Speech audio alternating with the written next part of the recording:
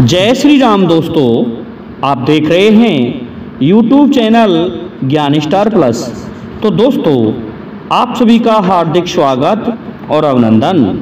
दोस्तों, आज हमने कमेंट चुना है हमारे भक्ति सरता चैनल से, जिस पर श्रीमान गिरिराज बघेल, सांका कला, जिला गुना, मध्य प्रदेश ने बड़ा ही सुंदर कमेंट लिखा है।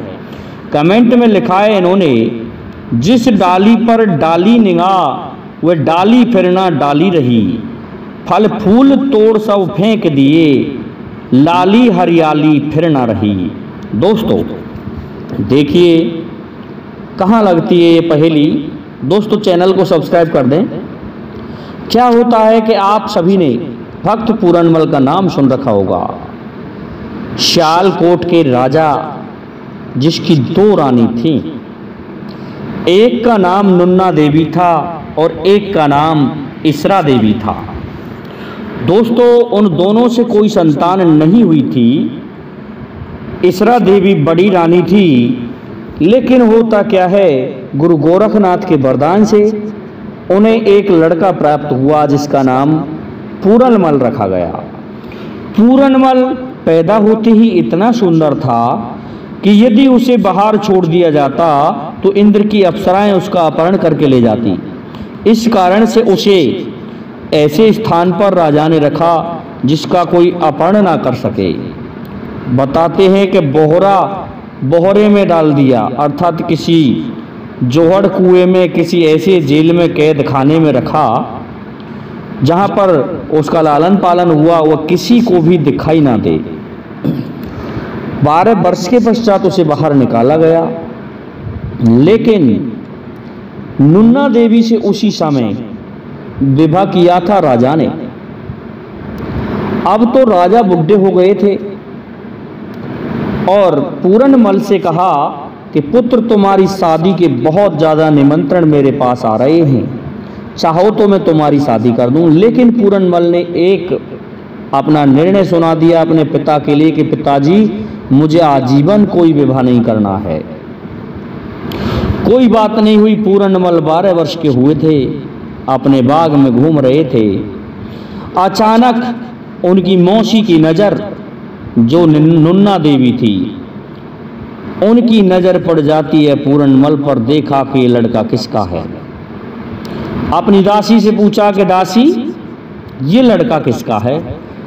दासी कहने लगी, आप इसे नहीं जानती है, आपकी जो बड़ी सौतन है इसरा देवी, उसका पुत्र है। कहने लगी, हाय राम, इतना सुंदर पुत्र, गजब हो गया। यदि इस लड़के से मेरा संबंध जुड़ जाए तो इससे जो संतान होगी वो इसी के समान सुंदर होगी। तो दासी को आदेश दे देती है कि जाओ इसे मेरे महल में बुला कर लाओ। तो महल में बुलाने जाती है दासी और कहती है कि पूरनमल, तुम्हें तुम्हारी मौसी ने याद किया है। पूरनमल मौसी पर जाता है, मौसी के पास जाता है, तो मौसी उसे लिपट के प्यार करना चाहती है, लेकिन पूरनमल मना कर देता है और वहाँ से चला जाता है। भूल से पूरनमल के फेंटा कटारी वहाँ रह जाते हैं। दोस्तों कुछ एक कहते हैं कि रूमाल रह गया था, जिसका रानी ने गलत उपयोग किया और राजा के लिए बता देती है कि ये सारा वृतांत तुम्हारा पूरनमल, जिसे तुम ब्रह्मचारी कहते हो, वह मेरे पास आया और उसने मेरे पास जबरदस्ती करने की सोची। इस बात से राजा भड़क जाता है और उसे जल्लादों के हवाले कर देता है। मरवा करके एक ऐसे सूखे झेरे में डलवा देता है, कुएं में। और दोस्तों, जिस डाली पर डाली निगाह, अब डाली इस जगह पर दोस्तों पूरनमल हो गया। वो डाली फिर ना डाली रही। दोस्तों पूरनमल नहीं रहा, अर्थात पूरनमल मारा गया बेचारा। होता क्या है, वह गुरु गोरखनाथ के वरदान से उत्पन्न हुआ था। इस कारण से गुरु गोरखनाथ अपने 1400 शिष्यों सहित उस कुएं के पास से निकल रहे थे।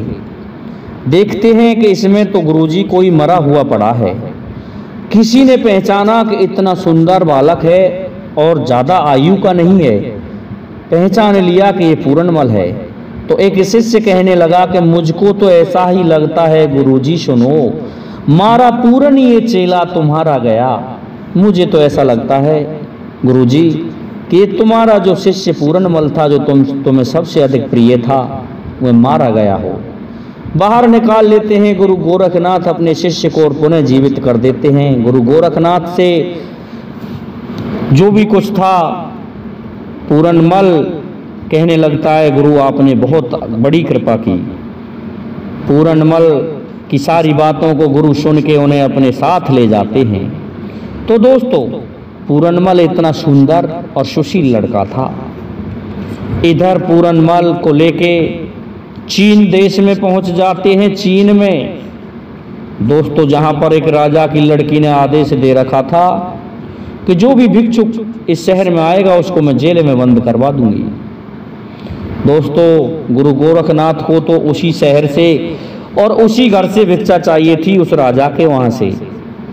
दोस्तों, जो भी चेला जाता उससे पहले ही कह देती वह लड़की कि चला जा, या भिक्षा नहीं मिलेगी, नहीं तो तू जेल में बंद हो जाएगा।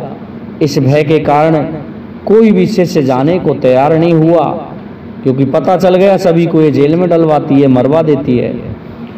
इस पर एक शिष्य कहने लगा कि गुरुजी, हम गांव-गांव से आपके लिए भिक्षा लेकर आते थे, लेकिन अब आपका जो प्रिय शिष्य है पूरनमल, वही भिक्षा लेके आएगा।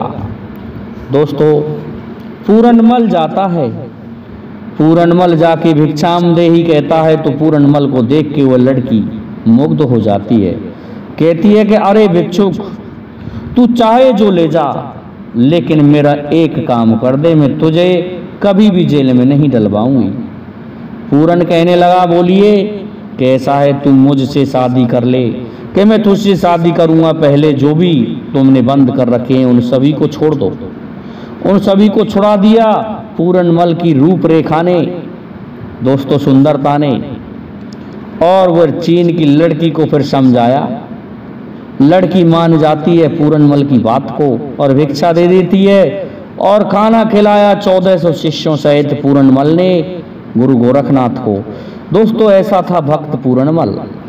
अब पूरनमल तो हो जाता है साधु, लेकिन इधर राजा बुढ़े हो जाते हैं, कोई संतान हुई नहीं। तो जो बाग था वह सूख जाता है, जिस बाग में कभी पूरनमल खेला करता था।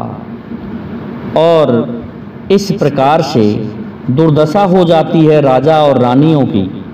नुन्ना देवी भी अपने किए पर पछतावा करती है। होता क्या है, पूरनमल से गुरु गोरखनाथ कहने लगे कि पूरनमल, अब तू तेरे माँ बाप के पास जा, और इस तरह से जाना, दूसरा वेश बना के, क्योंकि तू साधु है, तुझे पहचान नहीं सकते, 12 वर्ष हो गए हैं, और जाके उनकी व्यथा सुन के आ। पूरनमल जाता है कि साधु के वेश में, और दोस्तों पूरनमल पर वो सभी विद्याएं थी जो गुरु गोरखनाथ ने उसको दी थी। उसे देखते ही उसने एक नजर डाली कि बाग हरा हो गया। बाग के हरे होने पर चमत्कार करके माली दौड़ करके आया और महाराज को सूचना देता है कि महाराज, एक ऐसा साधु आया है जिसकी नजर से ही ये बाग हरा भरा हो गया, हरियाली लाली आ गई है। तो इस बात को देख के और सुन के राजा आता है। दोनों रानियां भी उसी बाग में आ जाती हैं। देखते हैं कि बाग में लाली हरियाली फिर से आ गई। बैठा देते हैं, साधु महाराज से पूछने लगते हैं। साधु महाराज कहते हैं, महाराज क्यों दुखी हो आप? कि हमें कोई दुख नहीं है, पर साधु महाराज हमें दुख है कि संतान नहीं है। हम तुम्हें क्या व्यथा सुनाएं? अब वह रानी कहने लगती है सभी के सामने कि मुझसे इतनी बड़ी गलती हो गई कि हमारी ये बड़ी जो बहन है इसरा देवी, इसकी एक संतान गुरु गोरखनाथ के वरदान से उत्पन्न हुई थी जिसका नाम पूरनमल था। मैं उस पूरनमल पर मंत्र मुग्ध हो गई थी और मैंने उसे इल्जाम लगा दिया बलात्कार करने का कि मेरे साथ इसने इस तरह से बदतमीजी की है। इस कारण से राजा ने उसे मरवा दिया। तो हे महाराज, हमारे यहाँ की लाली हरियाली, मैंने जिस डाली पर डाली निगाह, मैंने जिस पर निगाह डाली वह डाली फिर ना रही, और फल फूल तोड़ सब फेंक दिए। अर्थात जो फल फूल जो था, जो इस घर का उत्तराधिकारी था, वो मरवा दिया गया। लाली हरियाली फिर ना रही। हे महाराज, फिर लाली हरियाली यहाँ की समाप्त हो गई। इस तरह से पूरनमल के समक्ष वह रानी सुनाने लगी। तो पूरनमल दुखी हुई उन दोनों माँओं से कहता है, यदि आपको आपका पूरनमल मिल जाए तो बताइए। कहने लगी कि बताइए, बता दो कैसा था पूरनमल। कि इतना सुंदर था हमारा पूरनमल, महाराज आप ही की तरह था। तो पूरनमल अपने असली वेश में आ जाता है। उसे देखकर माँ चिपक जाती है, और दोस्तों पूरनमल की माँ के स्तनों से दूध बहने लगता है। लेकिन फिर वहाँ से पूरनमल अंतर्ध्यान हो जाता है और कहता है कि हे मौसी, जब तेरी यही बात थी तो तुझे मैं एक वरदान दे के जा रहा हूँ, तुझे मेरे समान सुंदर संतान पैदा हो जाएगी। तो श्रीमान गिरिराज बघेल जी, जिस मौसी ने, नुन्ना देवी ने जिस डाली पर डाली निगाह, अर्थात पूरनमल पर निगाह डाली थी, वह डाली फिर ना डाली रही। अर्थात पूरनमल फिर नहीं रहा, मरवा दिया गया। और लाली हरियाली जाती रही, फल फूल तोड़ सब फेंक दिए। फल फूल रूपी था पूरनमल, जिसे मरवा दिया गया। उस दिन से वह महल सुनसान हो गया था। आपकी पहेली इस जगह पर लगती है। मैं समझता हूँ आपको हमारा ये वीडियो अच्छा लगा होगा, इसलिए अब आप सभी से मेरा निवेदन है कि आप हमारे इस वीडियो को लाइक, शेयर और सब्सक्राइब कर दें। साथ ही बेल आइकन को भी प्रेस कर दें, जिससे कि आने वाले वीडियो का नोटिफिकेशन आपको मिलता रहे। जय हिंद, जय भारत, जय जय श्री राधे, जय जय श्री राम।